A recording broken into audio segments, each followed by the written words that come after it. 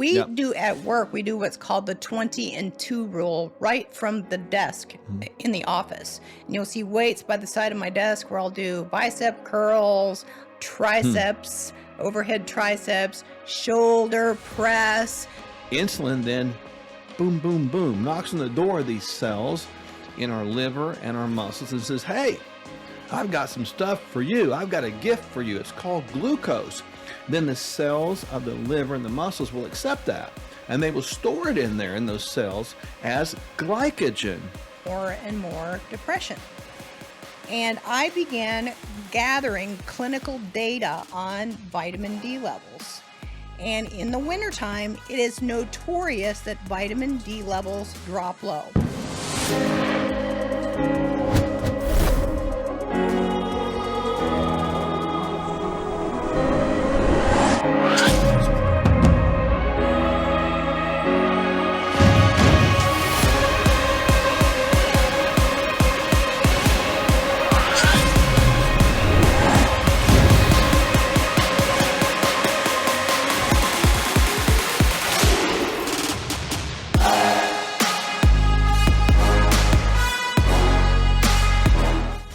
Oftentimes people don't have the energy to get to the gym, the time to get to the gym, or the strength to get to the gym. Let's talk about the benefits of things you can do in a chair or things you can do at home. Well, a lot of things people can do in the chair and a lot of things people can do at home. I think a lot of times we hear people making excuses. I don't have access to gym equipment, but we're going to spend this whole segment talking about things one can do, even using just this chair we have. Look, there's people today that are in wheelchairs. There's people today that are that do have significant mobility issues because of age or injuries or whatever, or even disease. And so there's a lot you can do at home. Just simply sitting in a chair, if you have a set of hand weights, Hmm. those hand weights can be right beside the chair. We Yep. do at work, we do what's called the 20 and 2 rule right from the desk Mhm. in the office. And you'll see weights by the side of my desk where I'll do bicep curls, Hmm. triceps, overhead triceps, shoulder press. There's a lot of things that you can do with a simple set of hand weights sitting in a chair every for every 20 minutes you sit, you do 2 minutes of movement. Well, yeah, and think about this. So I'm sitting here right now in this chair. Okay, one thing that I could do is I could stand up on my toes. I could flex my calves like that, right? Up and down, up and down. That's a good exercise. I It's a could good calf exercise. press down with my heels, That's the and that would anterior calf. also, yeah, anterior side of that, and also it sort of flexes your quadriceps. You could extend your leg and squeeze it up here. Again, working the quadriceps muscles. You could even act like you're riding a bike, lifting up your legs back and forth like that. Good. And you talked about the dumbbell idea. There's a lot of things you can do. One thing that many people don't think about is just working on pulling the abdominal muscle or abdominal cavity back with your strength. Pull it in tight, right? And work on that and work on the posture, right? Sit up straight. Don't sit like this all the time. Don't sit like this. Don't slump all the time. And the 22 rule, that's one of the best things ever. For every 20 minutes you sit, stand up for 2. Even standing up like that is doing something. Every time you do that, you did a squat. And a lot of times people think they have to go to the gym, but you really don't. You can even use a chair like this. I won't get up now, but you could get up without your hands. That would be pretty tough for some people. Or if you can't do that, use your hands as an assister, as a sort of a spot, if you will. Yes, you can do kind of a semi tricep push Exactly. down if you're trying to push yourself up out of a chair. I do like what you said about sitting at the end of the chair Mhm. and working towards getting up without using your hands. That's definitely going to focus on strengthening the Yeah. leg muscles. Then once you get to the standing position, of course, standing on one leg, try to stand on one leg for 10 seconds and then stand on the other leg for 10 seconds. And as you stand on one leg, of course, tighten the quadriceps and tighten the glutes while you're standing. You're going to improve the strength in that leg, and you're also going to improve balance. Well, and none of these cost money. They didn't cost you a gym membership. And didn't think about bands. What about those exercise bands? Those could be pretty good, right? That's right. In one of the chairs we have at home, it's kind of got a leg similar to this chair. Those bands are around the end of it where you can Hmm. do shoulder presses, you can pull it to the front, do bicep Hmm. curls, you can actually push forward in a sort of a semi-rowing kind of action. Bands can come in really, really handy when you're using it for when you're sitting in a chair, using it for chair exercises. Yeah, and then people say, well, what if I only do it 10 minutes? Is that enough? Sure, it is. 10 minutes is better than nothing. Would you agree with that? Absolutely. We talk about getting blood, oxygen, and nutrients to the tissues. The only way to really saturate your cells with blood, oxygen, and nutrients is to move. If we're sedentary, we're not getting good oxygenation, good nutrition, good blood flow to the tips of our toes and the tips of our fingers. So 10 minutes is definitely going to be better than nothing. And there are a lot of studies that talk about 15-minute high intensity routines where you're actually getting your heart rate up for a 15-minute period of time actually improves fitness. Well, it does. And I think when you get into this whole idea of exercise, we live in a sedentary society. A lot of people have sit down jobs. Not just 10 minutes. Once you get 10 minutes, don't stop there. Make your day a day of movement while you do the work. And if you'll just do that, you'll find yourself more active. Metabolism will go up. You'll invariably get more activity, more steps, and therefore your health will improve. Yeah, so if an individual is actually confined to a chair, there's a lot of things that you can do to improve blood, oxygen, and nutrients to your tissue. And then you can work towards getting more mobile over time. What would be the goal? I mean, 15 minutes works, but what is the traditional goal? Well, I look at it like I want to get 150 minutes per week. When you look at that, that would pretty much agree with the American Heart Association as far as what's recommended. It's one of the things I do agree with them on. But get 150 minutes a week, and you might have to start at 100. You might have to start at 75, but start somewhere. And the more you move, the more you live. The less you move, the less you live. And the closer you are to rigor mortis, right? So, movement's life. And so just make sure that you're doing this, and do not allow the excuse of not being able to go to the gym, afford a gym membership, or not having equipment hold you back. Use the tools we just gave you, and you'll find that movement is life and will give you more quality of life. Coming up next, diving into glycogen and its role in aging. And it does cause us to age faster. There's a lot of talk these days about human enhancement. Terms like biohacking, bioharmonizing, biosynergizing, stacking, resilience, and anti-fragility. In our clinic, the Functional Medical Institute, we've been helping people of all shapes, sizes, and backgrounds improve their quality of their physiology and maximize their lives. So, you can follow the latest fads and gimmicks and maybe find some things that work for you. Or you can add Kingdom Fuel to your daily regimen right now. It's the simple start to a transformed life. Our unique meal shakes are balanced, low glycemic, rich in fiber with 20 grams of clean protein, essential vitamins and minerals, healthy fats, and organic fruits and vegetables. Kingdom Fuel is vegan with a complete amino acid profile. No gimmicks, just proven results. Start today at sherwood.tv/fuel.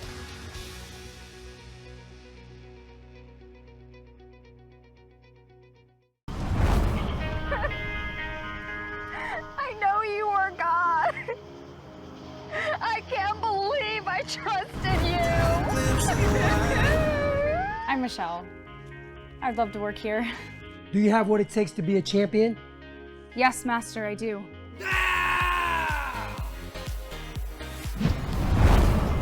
We need to get you more competition. And Nationals? finally, the Olympic team selection tournament. Somebody try to hurt you again? Yes. But I don't think anyone will ever believe me. She's working on being a homeless Olympic champion, and now she has somebody footing the bill for college so she can become a doctor. We have to pray on the list so that in all of God's glory, Each item on the list will come to a fruitful and gratifying beginning. I don't know about you, but I have to have that cup of coffee in the morning. And Kingdom Cup is mold-free, it is pesticide-free, and it is organic. It's got this flavor that is delicious. You don't even have to put cream or sweetener in it. And it's Kingdom Cup with a K, K. right? So this is important. 50% of all coffee at least contains mold. And this is a key thing. That's in bean form, right? So you're going to be a little grinder. They're just a few bucks. Grind it up, put it in your maker, and make it. Why did we go with the bean form, the whole bean? Because ultimately the powder form is the one that gathers the most moisture. And that means the more potential mold development. So this is actually organic, mold-free, certified. It's got a little certificate with it. That's important because ultimately people drink coffee. It's cultural. And so we tried to meet the culture where it is and create a healthy alternative.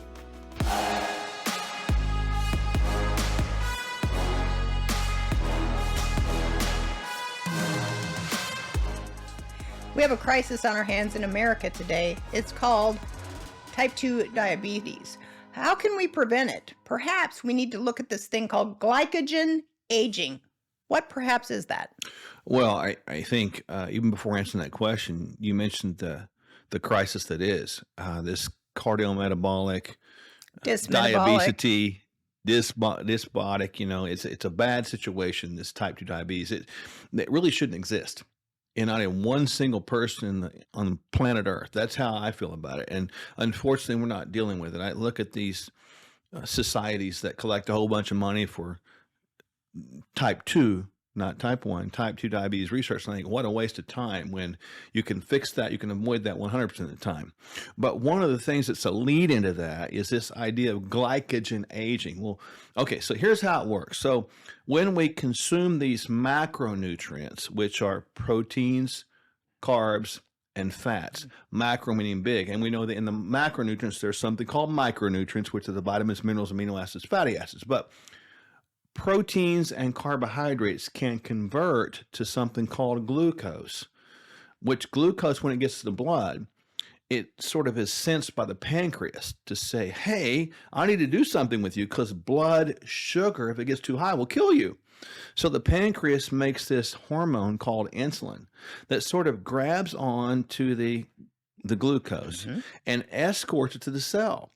Insulin then boom, boom, boom, knocks on the door of these cells in our liver and our muscles and says, hey, I've got some stuff for you. I've got a gift for you. It's called glucose. Then the cells of the liver and the muscles will accept that, and they will store it in there in those cells as glycogen. And then we use that with physical activity, exertion, etc. So we fill these glycogen stores up and we use them. But when we're talking about glycogen aging, we're talking about these tanks that have never been emptied. They just keep getting bigger and bigger and bigger. It's almost like having these oil tanks that just keep getting more and more and more, and we never use it. It's potential energy that's continued to be stored, and it's good. But guess what? Over time, it's called increasing fat tissue. And then over time, it's called insulin resistance. Over time, it's called type 2 diabetes. So that's the aging process of this whole idea that we refer to as glycogen aging. Well, and when we have accelerated glycogen aging, we see things in the blood like an increase in hemoglobin A1C. And we also know that excessive amounts of sugars are what's called age glycosylated end products, short for age, age glycosylated end products. That's this excess amount of glycogen, which accelerates aging. It tears down every single solitary cell in the body. And even the glycocalyx, it has damaging effects on the glycocalyx, which is like the little furry lining on the inside of the endothelium on the vessels in our system. So if heart disease is the number one cause of issues in the States today, and we know that sugar is at the root of the problem, we've got to get ahead of the problem. Well, you said some big old words there that I think people need to understand. Glycocalyx endothelium. Why? So the endothelium is on the inside of your arteries. And let's look at that. It does more than this, but let's look at this as a more or less a protective barrier to prevent stuff from getting stuck in your arterial wall, the plaque buildup process. The glycocalyx sits on top of the endothelium, and it sort of actually protects furry lining. it. Right. So I look at the glycocalyx as sort of a lawn, and then I look at the endothelium as sort of the dirt. When you're eating a lot of high sugars, like we just talked about, you are taking off the grass, you're cutting down into the dirt. And the more times you mow your grass that low and mow the grass, you can mow it where it won't grow anymore. You just kill it. And that's what happens. That's the buildup of this plaque process that begins. So heart disease, over 600,000 people die every year of heart disease. And that has been the number one. That's the number one killer. Not changing. For 50 years. Now look at that. I'm thinking, why aren't we getting this? And you nailed it right there. It's because we don't deal with the root cause anymore. And the aging process, you mentioned these age glycosylated end products. They activate what's called the receptors of the age glycosylated end products. So we have the age, glycosylated age creates the receptor, rage. So age creates rage, and then that's what we get this aging process. Well, oftentimes people eat because they just eat and they can't stop. When we run genetics, we find out that some people have what's called the MC4R gene. I call it the death by buffet gene, melanocortin 4 receptor, or they have a weakness in TCF7L2, so they can't make these GLP-1 analogs. And that has become a revolutionary thing that we're seeing in medicine today, and even in our clinic with the semaglutides or the Ozempics. We're seeing, people finally get their eating behaviors under control. And the lab work is absolutely changing before our very eyes. People that have struggled for years with lipid abnormalities, inflammatory components in their inflammation section, abnormal hemoglobin A1Cs and insulin resistance scores, with the use of these GLP-1s has really helped change that whole cellular glycogen process. And we're starting to get ahead of this type 2 diabetes crisis. Well, finally, and we need to, because it's a crisis. Here's the thing. Some of these semaglutides of the world, we're really good at using those things. They do work. But you have to change the diet. You have to change the incoming onslaught. If you don't do that, you're missing the boat. You're missing the window. So changing the diet will change the aging process of this thing called glycogen aging. And, you can really actually see a reversal of your biological aging process. Coming up next, sunshine and how it does a body good. I can't wait. Stay tuned. Our flagship product is called Kingdom Fuel. Tell us a little bit about Kingdom Fuel and why it's so good. We saw people struggling with the idea and concept of it's too expensive to eat healthy. So we thought, okay, that's the problem. Let's find a solution. So we found a solution for $5 or under per meal. And that represented the birth of the idea of Kingdom Fuel. So Kingdom Fuel is organic pea protein. It's got greens and reds in it. So this is the phytonutrients from green plants and red plants that we all talk about. Eat your vegetables, right? It's also got vitamins and minerals in it. So it's got a complete complex of that. And it's got also soluble and insoluble fiber, which the difference between the two is profound. Soluble actually gathers moisture and makes you full. And the insoluble goes through the system and grabs things like damaged particles. The body runs on nutrients. It doesn't run on medication. And Kingdom Fuel is a complete multivitamin and mineral. I don't know about you, but I have to have that cup of coffee in the morning. And Kingdom Cup is mold-free, it is pesticide-free, and it is organic. It's got this flavor that is delicious. You don't even have to put cream or sweetener in it. And it's Kingdom Cup with a K, right? So this is important. 50% of all coffee, at least, contains mold. And this is a key thing. That's in bean form, right? So you're going to be a little grinder. They're just a few bucks. Grind it up, put it in your maker, and make it. Why did we go with the bean form, the whole bean? Because ultimately the powder form is the one that gathers the most moisture. and that means the more potential mold development. So this is actually organic, mold-free certified. It's got a little certificate with it. That's important because ultimately people drink coffee. It's cultural. And so we tried to meet the culture where it is and create a healthy alternative.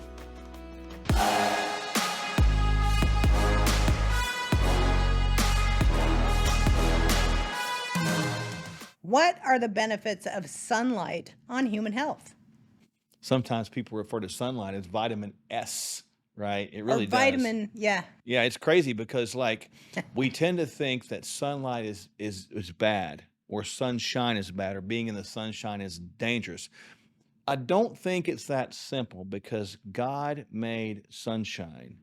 And if there's no sunshine, the earth can't exist and mankind can't exist either, and the solar system can't exist. So there's a benefit there. Maybe we don't understand all the benefits, and maybe we don't think about it that way, but we should not be avoiding the sun as a whole. But there is some things to be aware of with sunshine.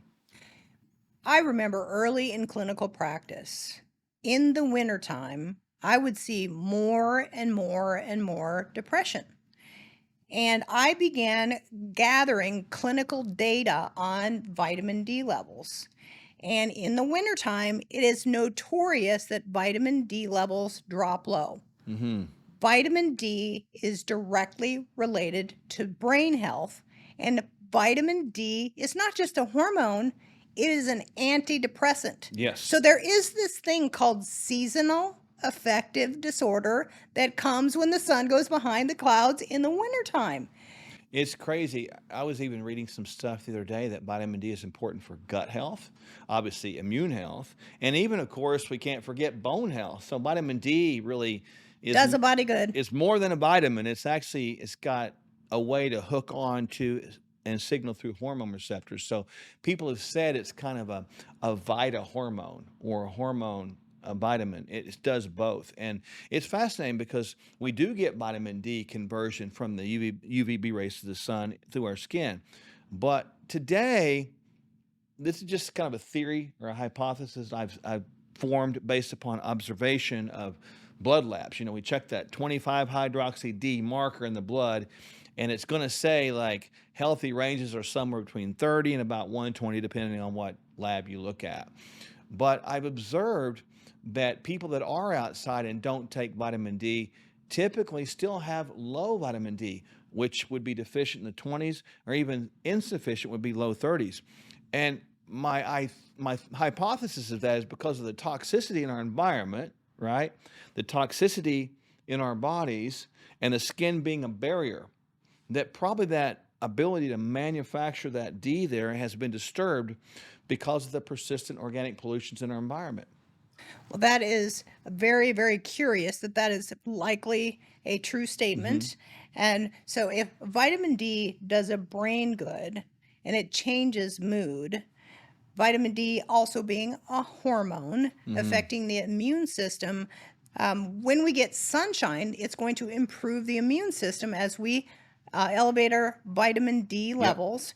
Now, vitamin D, there have been some studies that have been shown to decrease hospitalization in individuals that have higher levels of vitamin D. Totally. I mean, even back during the COVID time, we actually told people to get outside and get a little bit of sunshine on your arms, on your face, even for 20 minutes when they were sick, right? We did that for a reason because it does tend to bring about some form of happiness. I've said before, and this is people know us, know where this is coming from. There's healing in the sun, S-U-N, and also S-O-N. But you can't get the sun, S-U-N, being inside. You have to go outside. So there's something about fresh air. People even go get some sunshine at the beach. Why are you going to get sunshine? Why do you even want to do that?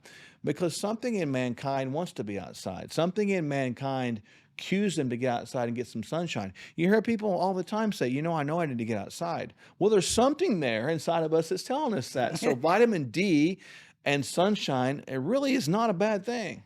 Mother Nature's sunshine creates the body's own antidepressant. Yep. It supports the body's immune system. It also supports the body's bone structure. So sunshine does a body good. It does, and we still need to take vitamin D. So, just a caveat, a tangential piece here. I have darker skin. I am a Western European descent, right? I don't know what that means actually, but here I am, right? Colored skin and all, right? So, darker skin people need more D to get their D numbers up inside their body. Now that kind of flies in the face of what you would think. I have a tan on, it's not really a tan, but it's dark skin. We need more D because this darker skin blocks the absorption of D. So we don't get the sunshine's manufacturing of D if we have darker skin. So we've seen in the past through various databases that people with lower D associated with darker skin are more susceptible to more disease processes. So we've got to make sure to take our D, and I recommend 5,000 international units for everybody over 12. So if we're talking about the sun and getting a little bit of sun exposure, would it stand to reason that the earlier hours of the day would be best before the sun is directly overhead when Yeah. it's got the highest exposure? Well, totally. Early morning or late evening would be the best time. Now, obviously, try to avoid burning. Anytime you burn, that skin is peeling. That's just an oxidative stress kind of situation. Try to avoid as best you can slathering those sunscreens on you that have toxic chemicals. Something like a little zinc-based sunscreen would be good if you tend to get burned like that. And there's always a good old-fashioned umbrella. You've been known to use those a few times. You won't find me sitting outside in the direct sunlight. I will sit outside in the sun in the shade because the sun always makes for happiness. It does, and people like to be outside. I know that's one of the things that we like to do to get outside, and we're not sitting out in the sunshine all the time. I mean, probably the minimal time, but we'll get out there and get in a pool or get out from underneath the umbrella a little bit and get a little sun and get back in. But try to avoid getting burned, but the sunshine is so helpful for people. We need to kind of begin to switch our thinking and switch the paradigm to think that sun is always bad. It's really not. Get a little sunshine every day. 15, 20 minutes at least every single day, folks, and you'll find yourself being happier and healthier and also getting a little vitamin D, but take it as well. So the sunshine is a healthy thing. Exploring biohacking, bioharmonizing, biosynergizing, stacking, resilience, or anti-fragility. Start here.